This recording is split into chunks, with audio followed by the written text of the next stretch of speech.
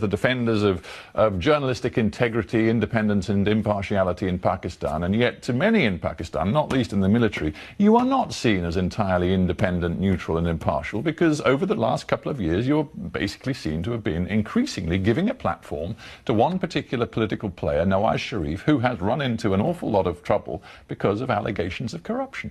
I was speaking particularly about the fact that there was no leak from Nawaz Sharif or his party. In fact, the news about which Dawn printed in the so-called Dawn leak saga about the conversation with respect to two meetings was available at different points in Pakistan and internationally. In fact, that material was procured internationally. It's a verification process. No, I understand, but let's not get hung up on the technicalities of how this all panned out. But the bottom line is this, and I come back to it.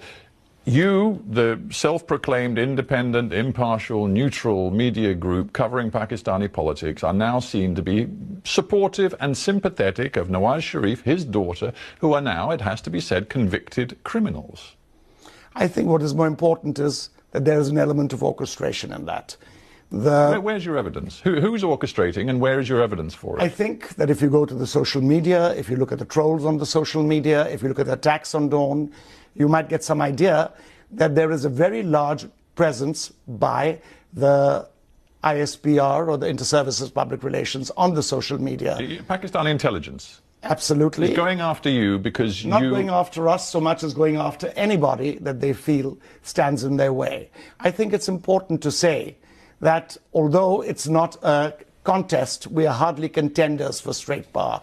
I think basically there's a civil military narrative which went wrong, and Dawn was the messenger.